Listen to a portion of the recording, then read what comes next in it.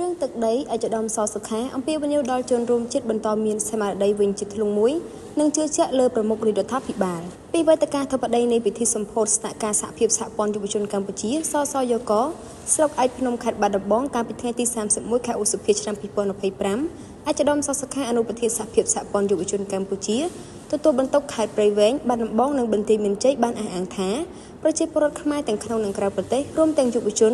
មានការជឿជាក់លើការដឹកនាំប្រកបដោយភាពម៉ឺងម៉ាត់និងការដាក់ចេញយុទ្ធសាស្ត្រដោះស្រាយប្រកបដោយភាពឆ្លៀសវៃ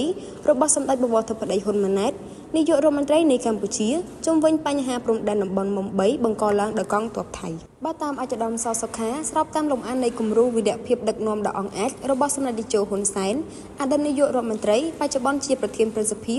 គឺសម្ដេចបវរធិបតីហ៊ុនម៉ាណែតបានបន្តយកចិត្តទុកដាក់ដល់ខ្ពង់ខ្ពស់លើកិច្ចការបូរណភាពទឹកដីដែលទន្ទឹមគ្នានឹងការបន្តថែរក្សាទំនាក់ទំនងជាមិត្តភាពលើវិស័យជាច្រើនទៀតរវាងកម្ពុជាថៃដើម្បីធានាប្រក្រតីភាពនៃឧត្តមប្រយោជន៍ប្រជាពលរដ្ឋនិងប្រទេសទាំងសងខាងពលគឺទន្ទឹមនឹងការការពារទឹកដីដូនតាមិនឲ្យបាត់បង់សូម្បី1មីលីម៉ែត្រនោះគឺសម្ដេចក៏មានឆន្ទៈដោះស្រាយបញ្ហាព្រំដែនដោយសន្តិវិធីដើម្បីធានាបានព្រំដែនមិត្តភាពសហប្រតិបត្តិការនិងការអភិវឌ្ឍពីវេទិកានោះដែរអចដំសសុខាក្នុងនាមអនុប្រធានសសយកក្រោមការដឹកនាំរបស់អចដំប្រធានហ៊ុនម៉ាណីក៏បានថ្លែងជាថ្មីទៀតចូលរួមរំលែកមរណទុក្ខចំពោះការពលីរបស់កងកម្លាំងយុទ្ធពលខេមរៈភូមិន្ទក្នុងព្រឹត្តិការណ៍ប៉ះទង្គិចប្រដាប់អាវុធបង្កឡើងដោយកងទ័ពថៃមកលើកងទ័ពកម្ពុជានៅតំបន់មុំ3ខេត្តព្រះវិហារជាមួយគ្នានេះអចដំក៏បានអំពាវនាវប្រជាពលរដ្ឋទូទាំងប្រទេសបន្តមានស្មារតីវិញជាធ្លុងមួយក៏ប៉ុន្តែមិនត្រូវធ្វើសកម្មភាពណាដែលប៉ះពាល់ទៅដល់ដំណោះស្រាយប្រកបដោយសន្តិវិធីរបស់រដ្ឋាភិបាលនៃប្រទេសទាំងពីរនោះដែរ